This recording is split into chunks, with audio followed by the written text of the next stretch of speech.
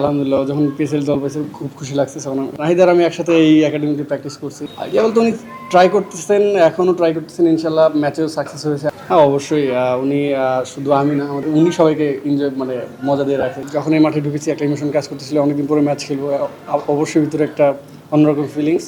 Run হবে কারণ হলো রাজশাহী বগুড়া অলওয়েজ কিন্তু স্কোরিং হয়। আলহামদুলিল্লাহ যখনই ম্যাচ খেলি ভালো খারাপ দুটো মিলে এনজয় করি, কারণ অ্যাজ এ ক্রিকেটার একটা দিন ভালো যাবে একটা দিন খারাপ যাবে, এটা মেনে নিতে হবে। সো যাচ্ছে যেমন আলহামদুলিল্লাহ। বিফোর দ্য বিপিএলে আমি কিছু কাজ করেছিলাম, আলহামদুলিল্লাহ বিপিএলের সাথে সাকসেস আলহামদুলিল্লাহ আসছে। তো ওইটাই ওইভাবে কাজ করতেছি, দেখা যাক এখন কতদিন সাকসেসটা আসতে থাকে।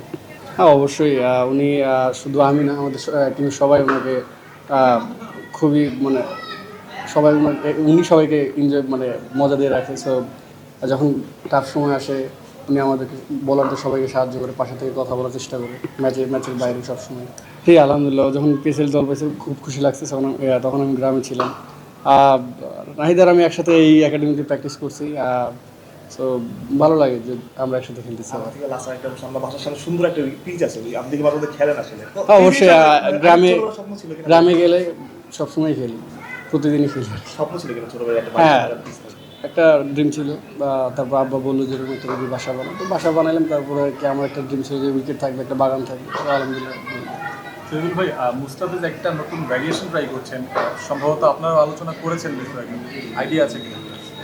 আইডিয়া বলতে উনি ট্রাই করতেছেন, এখনও ট্রাই করতেছেন, ইনশাল্লাহ ম্যাচেও সাকসেস হয়েছে, আরও ভালো কাজ করতেছেন, আমাদের সাথে বলছে, আমরাও চেষ্টা করেছি। বাট একজনের এক এক রকম ইয়া থাকে। সো উনি ওটাতে ভালো সাকসেস পাচ্ছেন। কোন ডেলিভারিটা করছেন একটু বলবেন? আপনারা তো দেখবেন, ঠিক আছে, এখন কীভাবে বলবো। আলহামদুলিল্লাহ প্রথমত যখন আজকে আমি গেটের ভিতরে ঢুকছি, সো একটা ইমোশন কাজ করতেছিল, কারণ আমি মেবি লাস্ট 2019 সালে এখানে ম্যাচ খেলেছিলাম। আর এখানে আমি 5টা বছর এখানে আমি প্র্যাকটিস করেছি, প্রায় 4-5 বছর হবে।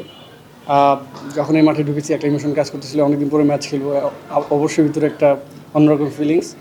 সো অনেক স্মৃতি জড়িয়ে আছে এখানে। এখানে সব কিছু মনে করেন যে চেনা জানা নিজের মতোই। সো দেখা যাক কী হয় কালকে। দেখেন অবশ্যই তারা ভালো ক্রিকেট খেলছে, আমরাও আলহামদুলিল্লাহ বগুড়াতে ভালো ক্রিকেট খেলছি। সো কালকে যারা যত কম মিস্টেক করবে তারাই জিতবে। সো আশা করি দুই দলের মধ্যে এক দল জিতবে। সো দেখা যাক কে জিতে আর কি।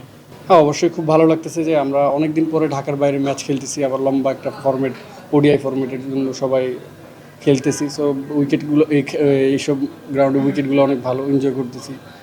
খুব ভালো লাগতেছে আর কি এইসব এরকম টুর্নামেন্ট খেলে।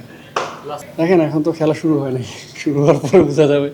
এক এক দিন এক এক উইকেটের বিহেভিয়ার থাকতে পারে। সো আশা করা যায় এখানে রান হবে, কারণ হলো রাজশাহী বগুড়া অলওয়েজ কিন্তু স্কোরিং হয়। সো আশা করা যায়।